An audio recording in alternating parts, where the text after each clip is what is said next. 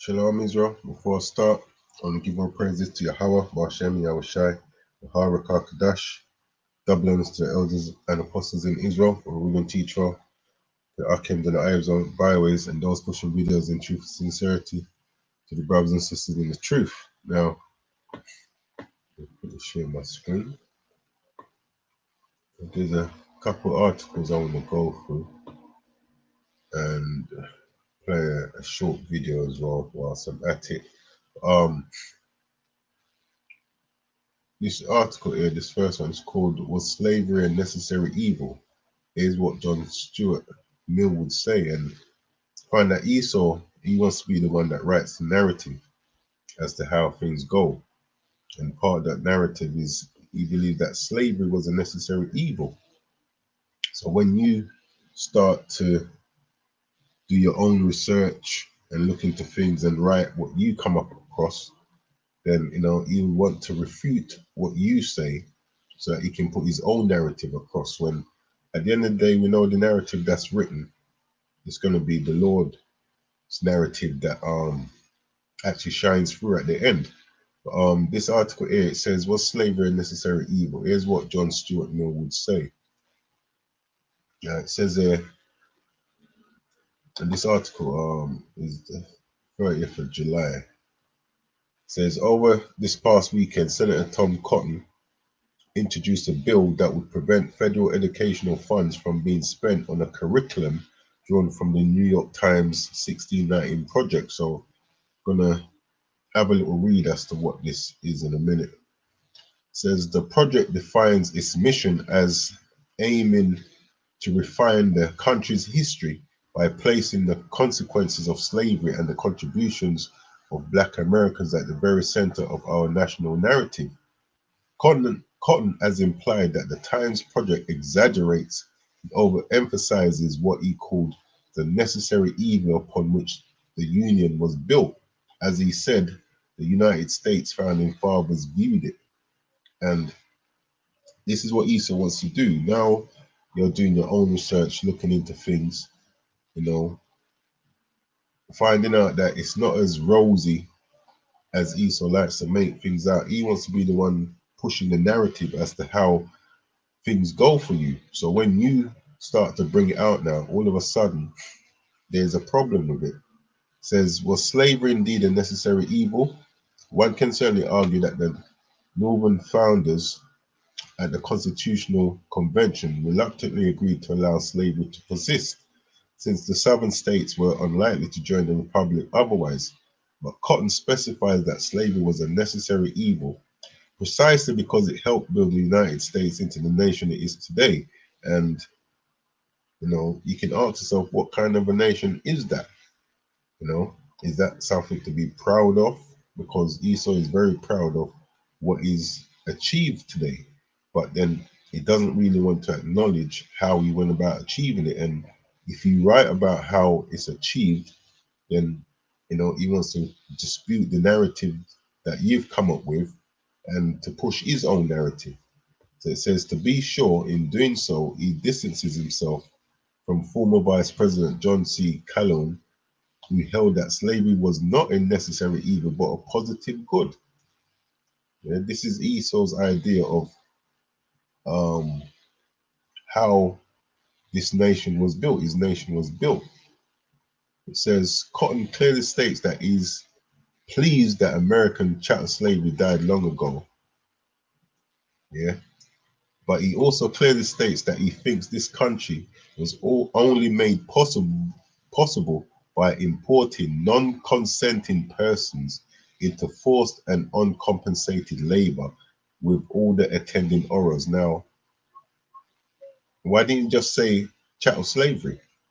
Yeah, but this is the narrative that Esau writes, that it was a non-consenting persons. Yeah, that's how he terms it, instead of mention it as it is, which is chattel slavery. And this is why Esau wants to write the narrative. So this 1619 project, what that is, when we come here, it says The 1619 Project is an ongoing project developed by the New York Times Magazine in 2019 with the goal of reframing American history around slavery and contributions of African Americans.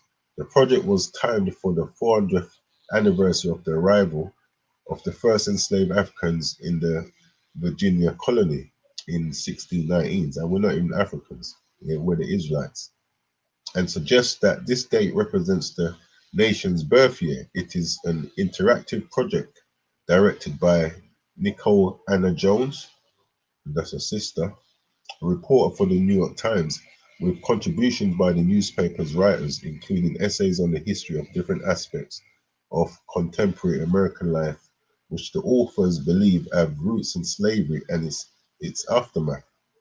Now, we'll jump down a bit.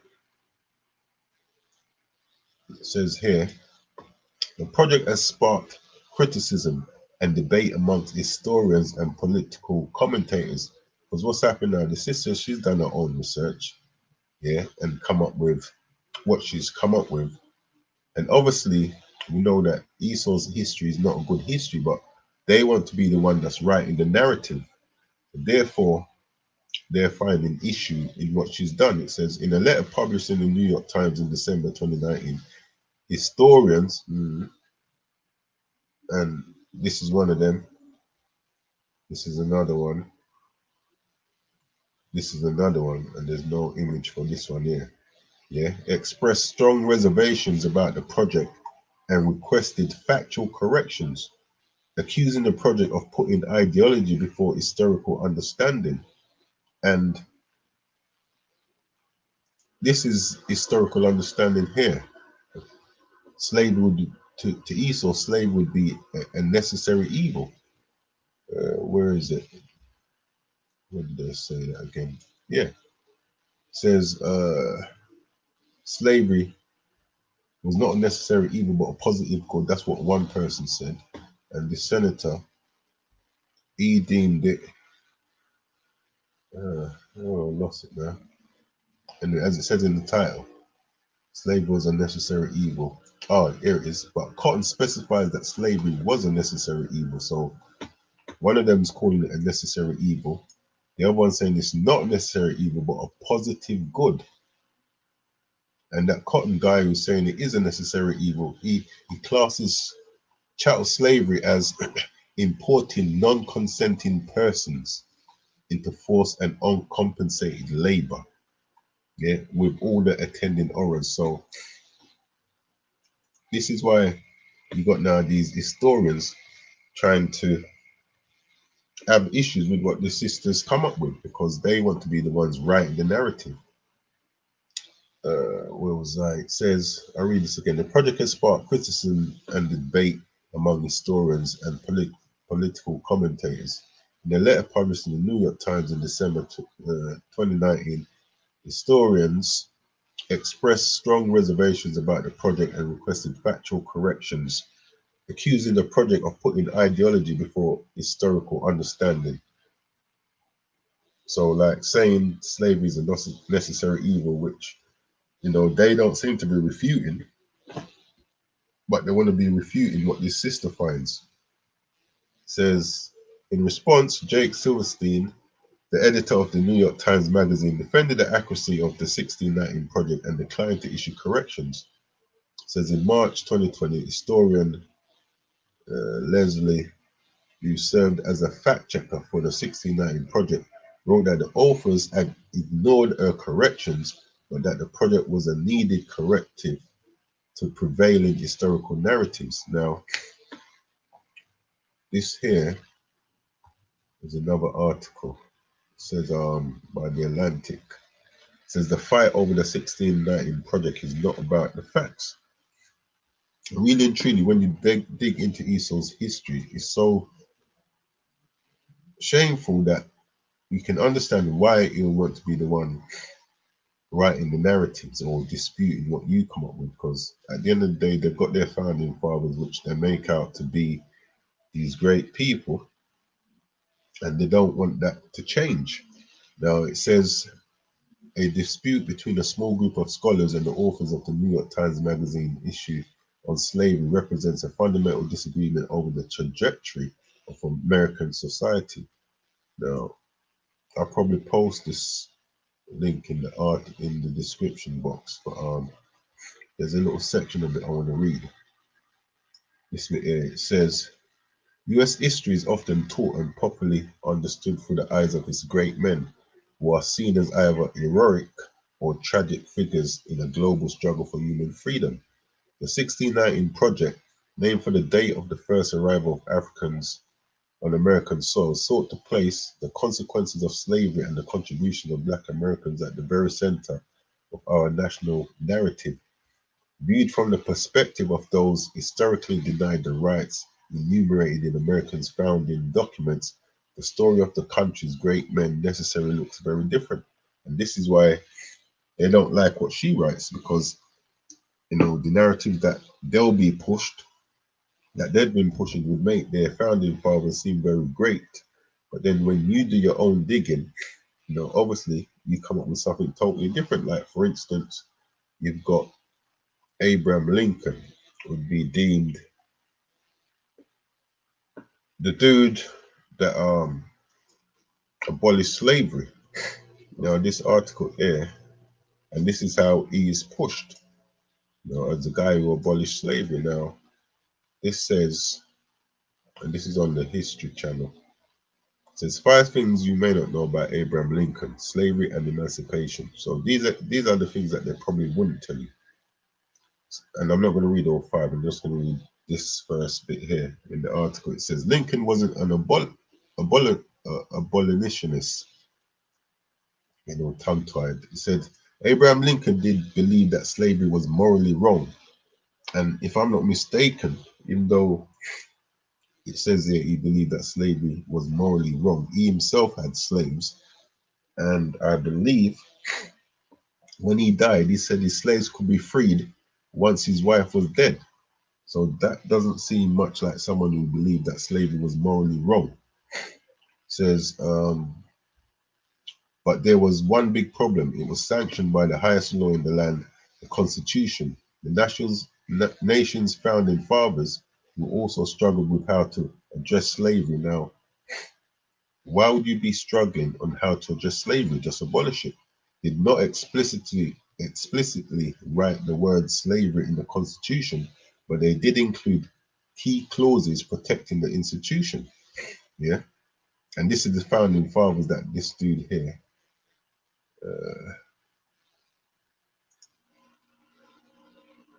What was that? That these guys here, these historians, are trying to protect. Yeah, because they don't want the narrative that they've spun, that Esau spun, to be tarnished of these founding fathers.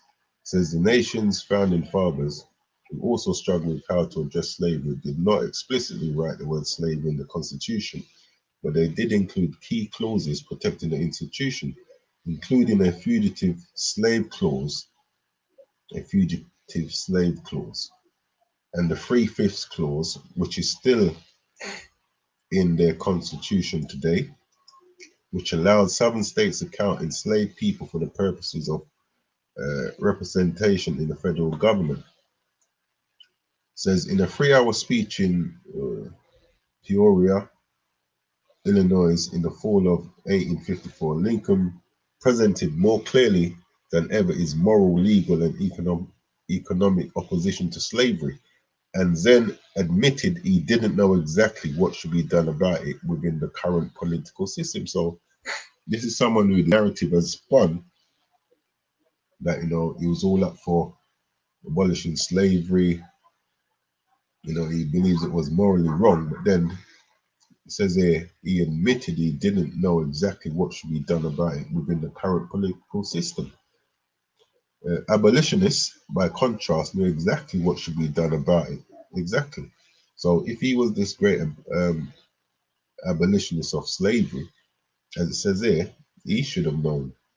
Yeah, as these guys did. It says, by contrast, knew exactly what should be done about it. Slavery should be immediately abolished, and freed enslaved people should be incorporated as equal members of society. And like I said, when he died, he had slaves, and his slaves weren't were to be freed after his wife had died. So they had to do their service to her as well. They didn't care about working within the existing political system or under the constitution, which they saw as unjustly protecting slavery and enslavers. And that's the same constitution which is in place today. Leading abolitionist William Lloyd Garrison called the Constitution a covenant with death and an agreement with hell, and went so far as to burn a copy at a Massachusetts rally in 1854. I said it is, it is a covenant with death and an agreement with hell. Where have we heard that before? It says here, Isaiah 28:15, because ye have said we have made a covenant with death, and with hell are we at agreement. When the overflowing scourge shall pass through, it shall not come unto us. For we have made lies our refuge, and under falsehood have we hid ourselves. And this is our people today. You know, we've made a covenant with hell. Now, this is why we keep marching to Esau, for Esau to treat us fairly, to do all these things which history itself shows he's not going to do. That's us looking to make a covenant with death and with hell. We're agreement, because if Esau says yes, you know, we'll do this, we'll do that, they'll agree. Our people would agree, but yet still they won't agree to the terms that the Most High has in place. It says, therefore, thus saith the Lord power, behold, I lay in Zion for a foundation, a stone, a tried stone, a precious cornerstone, a sure foundation. Yeah, that's Yahweh Shai. He that believeth shall not make haste. You know, this is why the scripture tells us to wait upon the Lord, because he, at the end of the day, has the narrative written, the narrative that everyone's going to submit to. It says, judgment also will I lay to the line, and righteousness to the plummet, and the hail shall sweep away the refuge of lies, and the waters shall overflow the hiding place. And this is what Esau tends to do. He has a refuge of lies, making you think that slavery was a necessary evil. You know, they were importing non-consenting persons instead of just putting it as it was, chattel slavery. It says, and your covenant with death shall be disannulled, because a lot of our people have made a covenant with death, made a covenant with Esau. A lot of our so-called prominent ones, you know, the figures in our community, our rappers, our movie stars, these people have made a covenant with death, and your agreement with hell shall not stand. When the overflowing scourge shall pass through, then ye shall be trodden down by it. Because what does the scripture say? You know, those that are joined unto them shall also fall by the sword. Yeah, that's our people making a covenant with death, because at the end of the day, joining hand in hand with Esau will only bring death. You're going to get the punishment that's coming to him. You know, that's going to fall upon you as well. So Esau wants to be the one pushing the narrative. And where the sister has done her own diligent work, you know, you got these so-called historians trying to dispute or having issues with what she's brought up, because obviously, more than likely, it's not making these founding fathers or whoever it is they put as prominent in a positive light, or the light that they put them in. Now, this here is a map. It says 16 maps that Americans don't like to talk about. Yeah. It says, and this is the New York Stock Exchange. So it says, the United States has a lot to be proud of. It is the most powerful country on earth and a global leader in culture and innovation as well as international affairs. And this is a narrative they want to push, that it has a lot to be proud of, but with the history behind it, really and truly, there's nothing to be proud of. It says, and has a well-earned reputation for freedom and democracy. But But like any country, it has its flaws as well. And those flaws are important to remember and examine, even if many Americans would probably rather not think about them. And as you can see, with the sister bringing out her studies, yeah, they don't want to think about them. Now we're going to have a look at this map. So the US was built on the theft of Native American lands. And you had Trump calling the Mexicans, so-called Mexicans, illegal aliens and criminals. Yeah. Now, how can you be calling someone illegal alien and a criminal in a land that you stole from them? Yeah, this is what happens when Esau writes a narrative. So if you actually do your own diligent research and bring out what actually happens, then all of a sudden there's issues with what you've written. Now, this map here is going to show you how much of the land our brothers owned and within a number of decades what happened to it. So it keeps going over. So this is the start of it here. So this is what they owned. And you can see every 10 decades just keep dwindling away. Yeah. This isn't the narrative that Esau would tell you.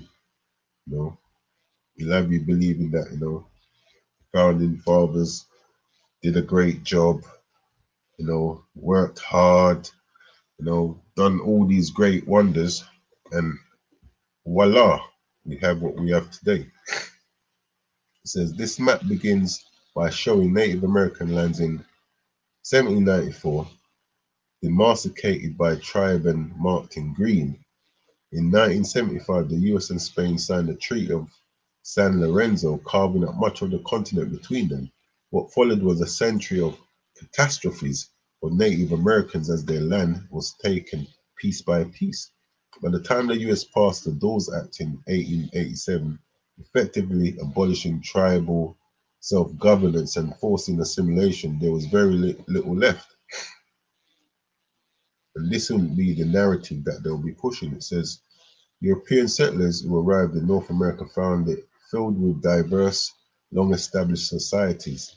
They may well have become sovereign nation states as the settlers and later the United States not sought to purge them from their lands, deny them self-rule, and, once they had been reduced to a tiny minority, forcibly assimilate them and their land. These acts are the foundation upon which the United States as we know it today was built. And this is the narrative they don't want to mention. Now, this video here, it says America is a stolen country. But before I play that, for some of the people in this video, to me, they don't look so-called native. It says this is $5 Indian, and what that is says it may be fashionable to play Indian now, but it was also trendy 125 years ago when people paid $5 a piece for a falsified document declaring them native on the door's rolls. These so-called $5 Indians paid government agents under the table in order to reap the benefit that came with having Indian blood there, because they were given land, and you had to be so-called native Indian to be able to claim this land. So you had Edomites, paying under the table to be deemed native. So when we watch this little clip here, you're going to see that some of these people don't look native at all. These are probably some of those $5 Indians, as they call them. Right. America can stand back right now and watch as my own people attack some of our traditional people for believing in our own Lakota way of life. The media often portrays Right. To me, she don't look native at all. us as like be sad, like. And I could be wrong, but I don't think so. Poverty-stricken people. There isn't that focus on. He don't look native either. On who we are today. We live on the poorest county in America. It's poverty-stricken, but just because we live in poverty don't mean we're poor. But do you feel American? No, I've always been taught. Now this brother, he seems native. Yeah. We were Indian. We were Lakota first before we were anything else. Before we were Christian. Before we were American.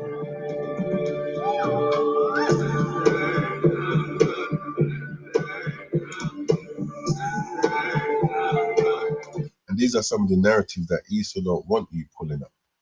know, this is why he wants to be the one spinning the narratives, you know.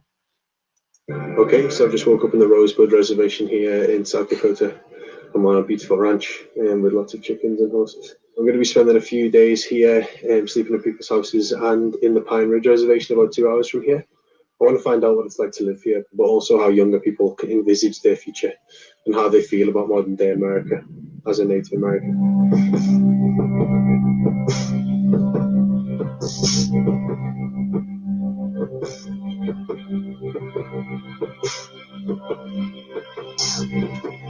It says these reservations are some of the poorest areas in the US. But then when you come back to this guy here, he'll tell you that these things was a necessary evil. Yeah. And this is why the Most High has the judgment that he has for Esau, because he fails to acknowledge the wickedness that he does and will always try to explain it away. And I would as well with that kind of a history. Around here it's kind of hard because all the drugs and alcohol. So it's a very hard place to grow up in a lot of ways. The majority of people that are working on the res, you either work at the tribal office or IHS. Not much to do around here. And when you do find something to do, you usually have to travel 20 miles or so longer. There's a lot of suicides and that kind of stuff. People lose hope and they feel maybe oppressed. We've all fallen as teenagers around here.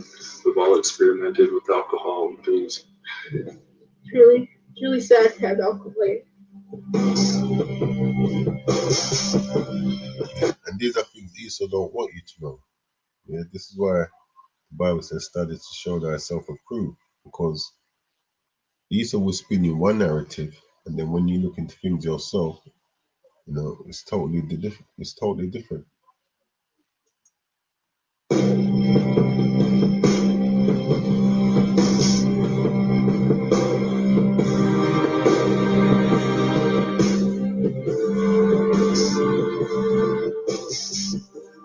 One thing about these kids here is they're survivors and they're fighters. And a lot of them are wanting change. They want something different. They want something better than our adults are leaving them. We actually don't believe in the word Native American because Native American, it also has the word American in it. They took everything from us. America's built on stolen lands. America is a stolen country. That's right. We used to live with everything, and now we're on these little reservations and we're all clumped together, and we shouldn't be like that. Like non-native CS says, these historic people with loincloth and headdress. Because you see the Washington Redskins, you see the Cleveland Indians, you see all of that, and it's a big joke. And you hear, everybody knows the phrase drunken Indian.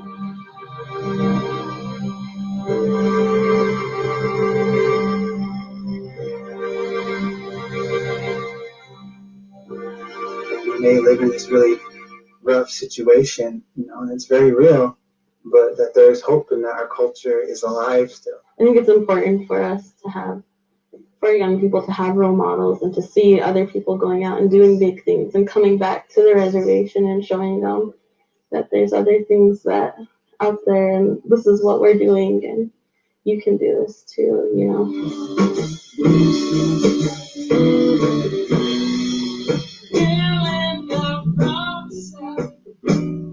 Of course, there's high rates of suicide, alcoholism on any reservation, but that's because of the lack of ability to express oneself. Hi, we are Scattered Throne. I'm Scotty Clifford. And I'm Juliana Brownies. Recently just acquired a record deal in Los Angeles, so that'll be fun. As much as we can do, just to show children here at home that we really need to get away from the poor, pitiful, pissed off Indian. All that matters now is what we can do ourselves. I need you to do something about it. I need you to trust me. This film is an opportunity to give, our youth, our native youth, kind of these heroes and heroines to look up to. You know, I think that's something that I wanted when I was growing up, was to see someone like myself. You don't see a lot of Native characters kind of leading, and we have people to look up to. You know, when we read the scriptures, there's many great people that we have to look up to. In mainstream movies, you know, in big blockbuster movies, it's always usually it's, you know, a predominantly white cast. I want to see our people thrive and not get caught up in what outsiders think we are, stereotype us as, but rise up and show the world what we can do, basically.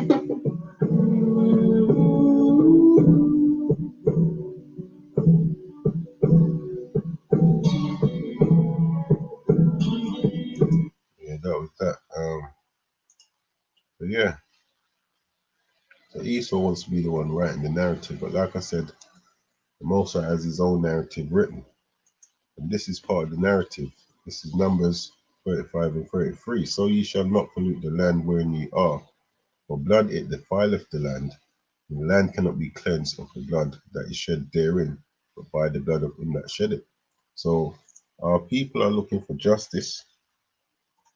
You know, justice is already written, but we don't really want the justice that's written. You know, if we did, we would repent.